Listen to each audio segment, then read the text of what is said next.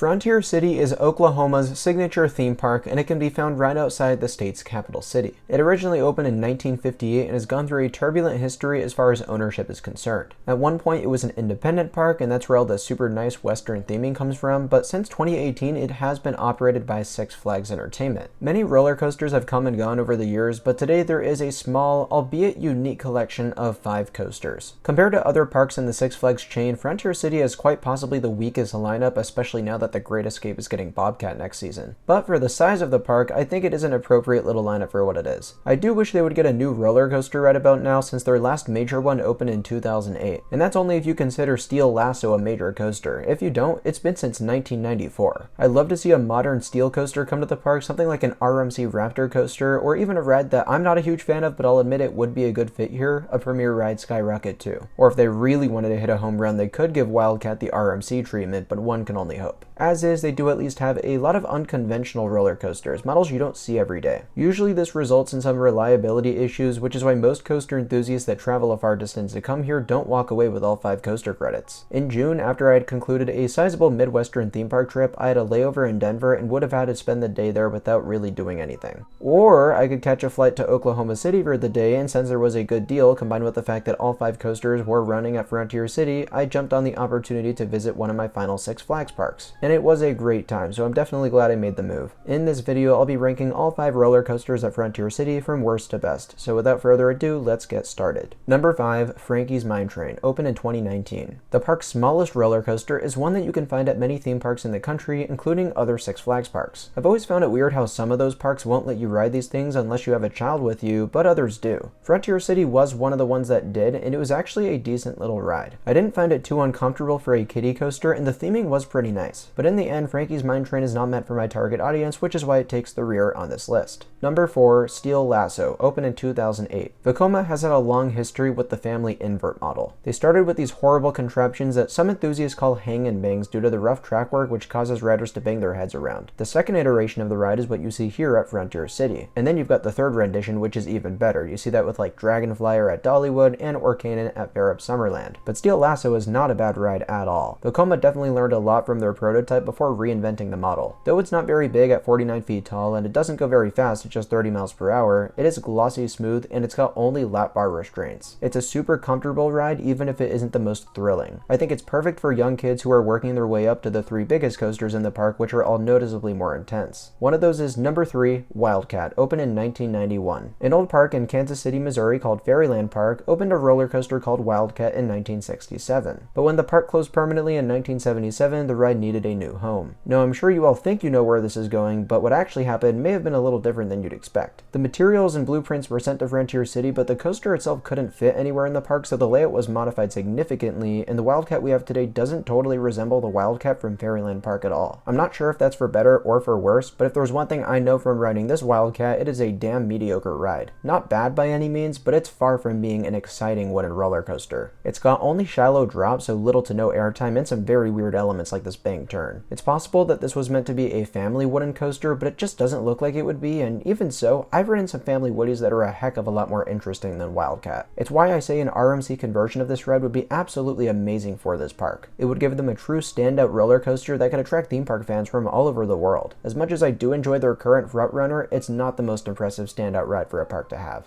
Number 2, Silver Bullet, opened in 1986. This old-school looping coaster from Schwarzkopf has had a long lifespan, operating in numerous locations. It began on the German fair circuit in 1978 and 1979, with possibly a few stops in the Netherlands and surrounding European countries. It then came to America, where it operated at several major fairs, including the State Fair of Texas, where it lasted a number of seasons. It also operated for a year at Maryland's Jolly Roger amusement park right along the ocean. Later, it would be purchased by Frontier City, where it would be relocated in 1986 to its new permanent home. Overall, it's a pretty fun ride for what it is. It's got your signature Schwarzkopf loop, which pulls some great forces before an otherwise twisty and turny layout. There's really not a whole lot of variety on this coaster, but it does have this one airtime moment at the end of the ride, which I thought was a lot of fun. Silver Bullet isn't one of my favorite Schwarzkopfs by any means, but it is a classic ride that I think you should definitely prioritize if you're visiting the park. But taking the number 1 spot by far is Diamondback, opened in 1994. This may not be the strongest top coaster for a park to have, but looking at it for what it is, Diamondback is a very cool ride. I think as a second or third place ride, this would be an adequate fit at even bigger parks. Originally opening as a Lightning Loops at Six Flags Great Adventure, this was once a pair of two interlocking shuttle coasters, which was a very neat visual. In 1986, when the ride closed, both tracks were shipped off to different parks. The upper one made its way to Six Flags America, where it would operate as Python until 1998. The lower track was moved to Frontier City, where it's been known as Diamondback ever since. It's honestly amazing that this ride has lasted for so long, especially because it's very unreliable and expensive to maintain. Manufacturer Aerodynamics, who originally built this coaster, has since gone defunct, and today there are only 3 of their shuttle loop coasters left around the world. This makes Diamondback not only an incredibly unique ride, but it's packed with jarring airtime moments and positive forces that you don't see on modern coasters. Not to mention 2 separate electric winch launches, one that sends you through the layout forwards and one that sends you through the layout backwards. Each time you're going to get different sensations, and this is also heavily dependent on where you sit on the train. In the back road, you get a crazy ejector airtime pop off the first drop, and before you have time to even process it, you'll start to gray out from the ride's signature loop. In the front row, you'll get an even more insane backwards ejector airtime pop when you start to go in reverse, so it's really up to personal preference at that point. But I did think that made this coaster quite re-rideable, and because there was only a short wait time during my visit, I made sure to get plenty of laps in on this thing. I really had a lot of fun with Diamondback, and I hope that if you choose to visit, it'll be operational. But with that being said, that's going to do it for today's countdown video. I know it was a little on the shorter side with there only being 5 coasters at this park. I promise longer form content is on the way, and no, it's not just vlogs. If you enjoyed, I would really appreciate it if you gave this video a like and subscribe to more content like this in the future. Until next time, I'll see you all very soon.